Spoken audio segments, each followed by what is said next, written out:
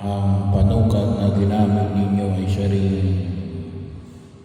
gagamitin sa inyo ng Diyos. At higit pa, well, hindi ho dahil sa kapangyarihan ng Diyos ay may limitasyon. Ngunit sabi nga yung tayong tatanggap ay mayroong limitasyon. Parang tubig na nasa pitcher na ilalagay sa mga baso. So, kung yung baso natin ay maliit, kahit na gustong ilagay ng Diyos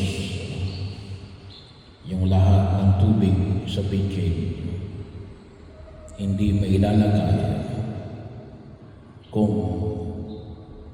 ang baso natin ay maliit. Kinakailangan din maging malaki din yung baso para mailagay yung lahat na nasa pitcher.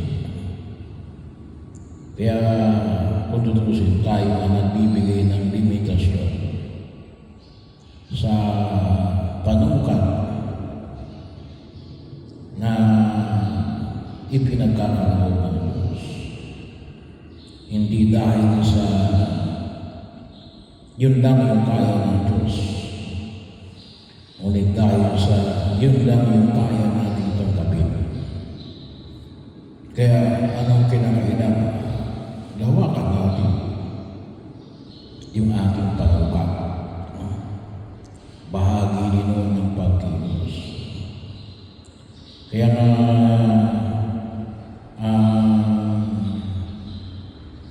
kagandahan loob ng Diyos ay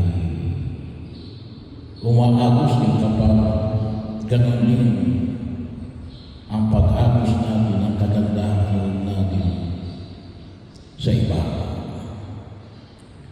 Pagkakataon na kung saan ay ito yung magiging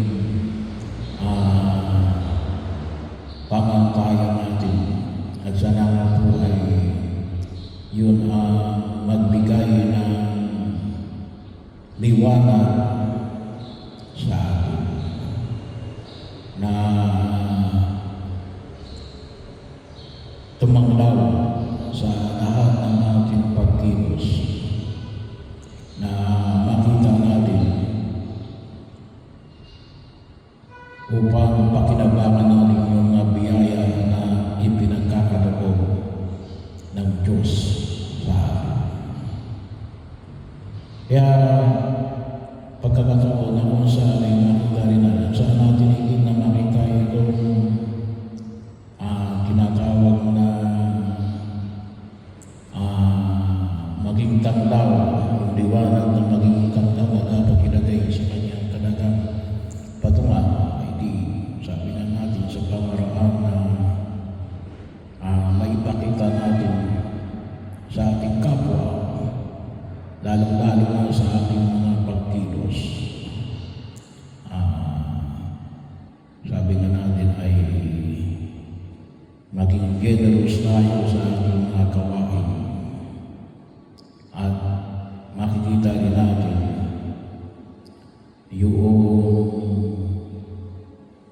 laki ng generosity ng Diyos. Ay dyan naman yung maging liwanag na siyang tatanglaw sa ating pagkilos sa daigdig na ito. Na, well, kung ito ay sa tatlong pamamaraan, yung kalimitan, sabi nga natin, pakikisan natin kay Kristo bilang hari, propeta, at pari. So, yung sa pamagitan ng ating paglilingkod, sa pamagitan ng ating mabuting halimbawa, sa pamagitan ng ating mga panalangin ay doon natin higit na makikita yung pagkakataon na sabi nga na higit natin maramdaman yung kanyang malawak na pagpapala. So, halimbawa sa panalangin, kapag palagi tayo na nanalangin, ipagsasanggalan din tayo sa lahat ng kapahamakan. Kasi yun yung trabaho ng panalangin. At gabayan din tayo sa ating pagkilos sa daigdig na ito upang makita natin ang tamang landas na kinakaharap natin. So, pagkakataon na kung saan yung makita natin sa pamamagitan ng ating mabuting halimbawa kapag tayo umunlad at maging bahagi natin ito sa iba, mas marami ang uunlad, mas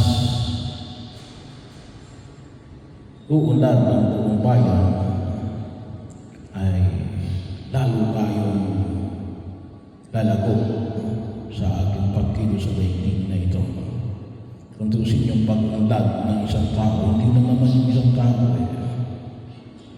isinasama nito yung pag-unlad ng mga tao na sa paligid niya. At sa maayos na paglilingkod, makita natin. So kapag ang tao ay naglilingkod ng kapag, kung mawawala ng mga kurako, ay di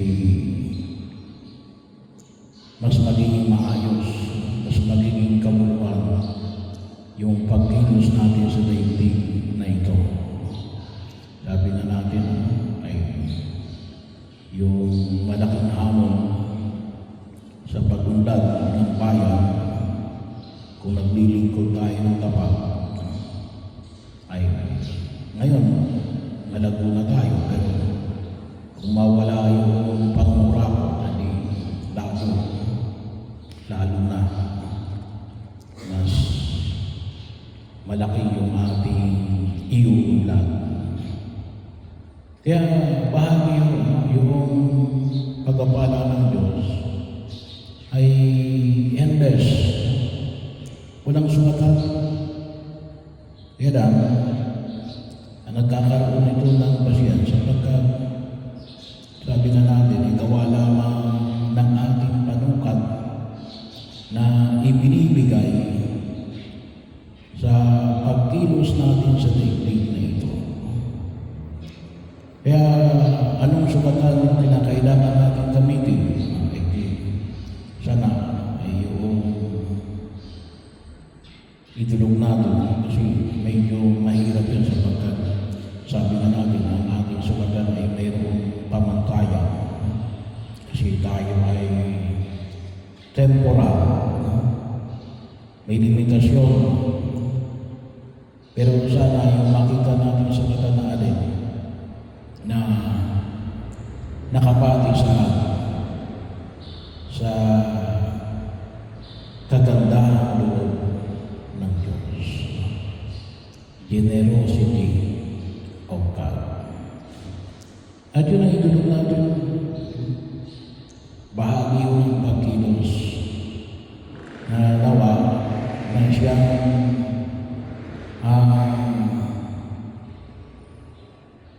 magpaunlad sa atin.